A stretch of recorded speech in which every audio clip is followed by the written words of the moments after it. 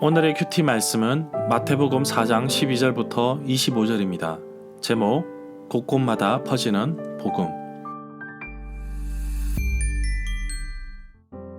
먼저 앞뒤 문맥을 살펴보겠습니다.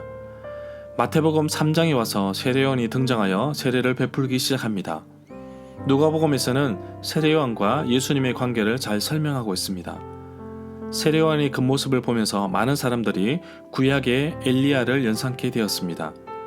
세례요한은 자신이 누구인지 그 정체성을 밝혔고, 예수님 또한 세례요한에게 세례를 받으심으로 하나님의 뜻을 이루고자 하셨습니다. 세례를 받으신 예수님은 시험하는 자 마귀에게 시험을 받으셨습니다. 예수님께서 마귀의 시험을 하나님 말씀, 구약 성경을 통해 물리치셨습니다. 마귀의 유혹 시험을 물리치신 예수님 앞에 이제 지상에서 펼쳐질 하나님의 나라 복음의 메시지가 울려 퍼질 것입니다. 예수님의 첫 메시지는 세례요한이 외친 메시지와 동일합니다. 예수님께서 하나님의 나라를 전파하시는 본문은 마태복음 4장 12절부터 17절, 마가복음 1장 14절부터 15절, 누가복음 4장 14절부터 15절에 나옵니다. 예수님께서 전하시는 메시지, 천국이 가까이 왔다는 것은 하나님의 나라가 이미 이 땅 가운데 침투해 들어오고 있다는 뜻으로 해석할 수도 있습니다. 문단을 나눠보겠습니다. 12절부터 22절은 갈릴리에서 사역을 시작하시다. 23절부터 25절은 이스라엘 곳곳마다 울려 퍼지는 복음.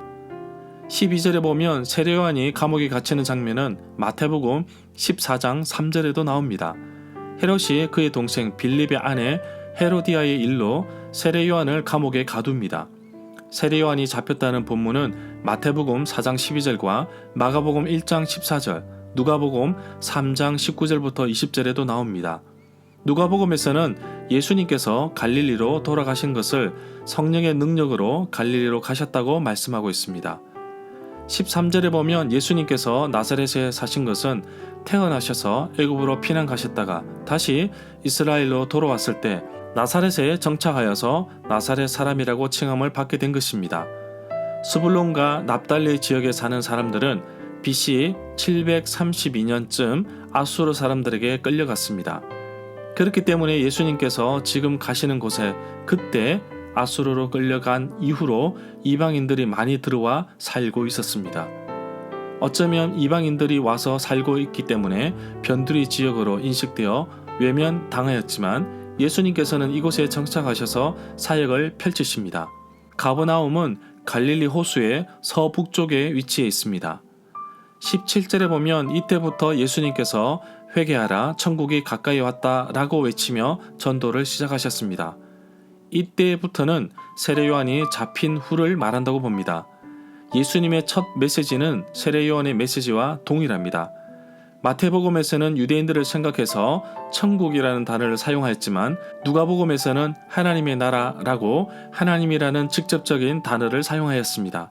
경건한 유대인들 가운데 하나님이라는 말을 더 이상 입에 담지 않고 공경하는 마음으로 우회적인 표현을 사용하였던 것이 그 시대의 일반적인 표현이었다고 봅니다. 18절에 보면 예수님께서 갈릴리 바닷가를 걸으시다가 두 형제 베드로라고 하는 시몬과 그의 형제 안드레가 호숫가에서 그물을 던지는 것을 보셨습니다. 그들은 어부였습니다. 예수님께서 서불론과 납달리 지경 해변에 있는 가버나움에 사셨습니다. 예수님께서 어부였던 제자들을 부르시는 장면은 마태복음 4장, 마가복음 1장, 누가복음 5장, 요한복음 1장에도 나옵니다. 그러나 내용 면에서는 약간 다른 부분들이 있습니다. 23절에 보면 무리에서 복음을 전하는 장면은 마태복음 4장, 누가복음 6장에도 나옵니다. 마가복음에 보면 예수님께서 온 갈릴리를 두루 다니시면서 여러 회당에서 전도하시고 또 귀신을 내어 쫓으셨다고 말씀하고 있습니다. 이후 예수님께서는 모든 도시와 마을에 두루 다니시면서 그들의 회당에서 가르치시며 천국 복음을 전파하셨습니다. 고향으로 돌아가셔서도 회당에 가서 가르치셨습니다. 예수님께서는 다른 동네에서도 하나님의 나라 복음을 전하고자 하셨는데 예수님은 이 일을 위해 보냄을 받았다고 말씀하고 계십니다. 늘 언제나 예수님께 병자들이 찾아왔습니다. 예수님께서는 말씀으로 귀신들을 내어 쫓으시고 병자들을 고치셨습니다. 24절에 보면 예수님에 대한 소문이 온 시리아, 수리아 지역에 퍼졌습니다. 수리아의 총독은 구레니오였습니다. 수리아는 마태복음의 저자 고향으로 추정하기도 합니다. 이 땅은 예수님 당시에 로마의 영토였습니다. 예수님이 회당에서 가르치시면서 복음을 전하셨는데 말로만 끝나는 것이 아니라 병자들을 고치시고 장차 다가올 구원에 대해서 사람들에게 보여주셨습니다. 질병으로부터 구원이지만 죄에서 구원으로 이어질 하나님의 크신 은혜 속에서 이루어지고 있습니다. 예수님의 가르침에 대해서 이후에 좀 더 자세하게 나옵니다.